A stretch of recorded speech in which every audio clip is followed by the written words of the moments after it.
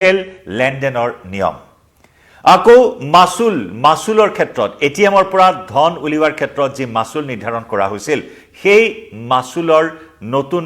নিৰিখ নিৰ্ধাৰণ কৰা হৈছে আপুনি মাহত কিমানবাৰ নিজৰ বেংকৰ পৰা এটিএমৰ জৰিয়তে টকা উলিয়াব পাৰিব যদি অতিৰিক্তভাৱে টকা উলিয়াব লগিয়া হয় আপুনি এটিএৰ পৰা কিমান টকা ভৰিব লাগিব বা আপোনাৰ একাউণ্টৰ পৰা কিমান টকা ডিডাকশন হ'ব সেইখিনি কথা সেইখিনি নিয়ম নতুনকৈ নিৰ্ধাৰণ কৰা হৈছে কাৰণ 1 ফেব্ৰুৱাৰীত কেন্দ্ৰীয় বিত্তমন্ত্ৰী নিৰ্মলা সীতাৰমণে কেন্দ্ৰীয় বাজেট দাখিল কৰিছে 2025-26 বৰ্ষৰ কেন্দ্ৰীয় বাজেট দাখিল কৰিছে আৰু এই কেন্দ্ৰীয় বাজেটত দাখিল কৰাৰ পিছতে 1 ফেব্ৰুৱাৰীৰ পৰা কাৰ্যকৰী হৈছে এই নতুন নিয়ম বাজেট দাখিলৰ দিনটোৰ পৰাই অৰ্থাৎ 1 ফেব্ৰুৱাৰীৰ দিনটোৰ পৰাই মাসুল বৃদ্ধি কৰা হৈছে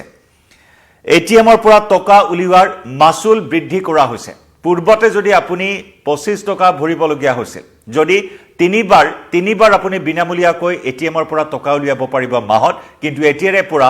যদি তিনিবাৰতকৈ বেছিকৈ আপুনি টকা উলিয়াব লগিয়া হয় তেতিয়া হলে পূৰ্বৰ 25 টকাৰ পূৰ্বে এটিএৰে পৰা আপুনি ভৰিব লাগিব 30 টকা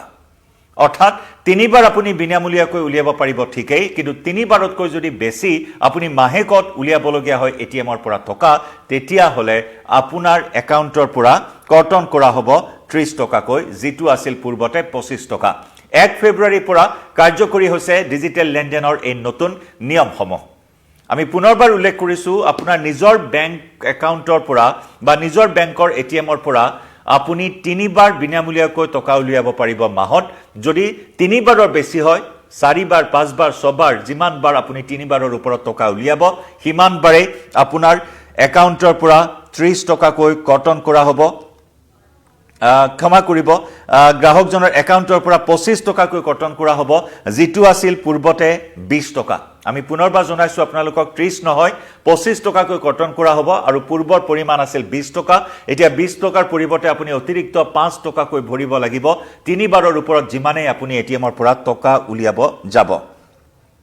আনহাতে তদুপৰি নিজৰ বেংকৰ উপৰিও যদি আন বেংকৰ পৰা আপুনি ধন উলিয়াবলৈ যায় তেতিয়া হলেও আপুনি প্ৰতিবাৰত 30 টকাকৈ ভৰিব লাগিব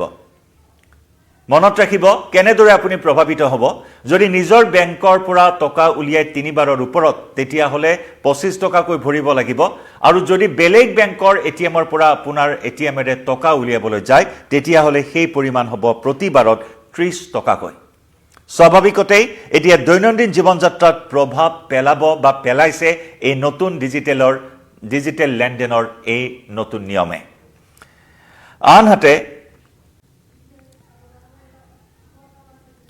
আনহাতে এটিএমৰ পৰা এজন গ্ৰাহকে সৰ্বোচ্চ 50,000 টকা উলিয়াব পাৰিব এদিনত এজন গ্ৰাহকে সৰ্বোচ্চ 50,000 টকা উলিয়াব পাৰিব এটিএমৰ পৰা আৰু সেইদৰে বেংক একাউণ্টত ন্যূনতম বেলেন্সৰ ক্ষেত্ৰতো কিছু নতুন নিয়ম প্ৰৱৰ্তন কৰা হৈছে 1 ফেব্ৰুৱাৰীৰ পৰা আৰু সেই অনুসৰি একাউণ্টধাৰী সকলে সেভিংছ একাউণ্টত জমা ৰখা ধনৰ পৰিমাণো ইতিমধ্যে পূৰ্বতকৈ বৃদ্ধি কৰা হৈছে এছবিআইৰ ক্ষেত্ৰত ষ্টেট বেংক অফ ইণ্ডিয়াৰ ক্ষেত্ৰত গ্ৰাহকসকলে সেভিংছ একাউণ্টত পূৰ্বৰ ন্যূনতম বেলেন্স 3,000 টকাৰ পৰিৱৰ্তে এতিয়াৰে পৰা ৰাখিব লাগিব 5,000 টকা অৰ্থাৎ ন্যূনতম বেলেন্স আপোনাৰ একাউণ্টধাৰী সকলৰ একাউণ্টত 5,000 টকা থকাটো এতিয়াৰে পৰা বাধ্যতামূলক 1 ফেব্ৰুৱাৰীৰ পৰা সেই নতুন নিয়ম কাৰ্যকৰী কৰা হৈছে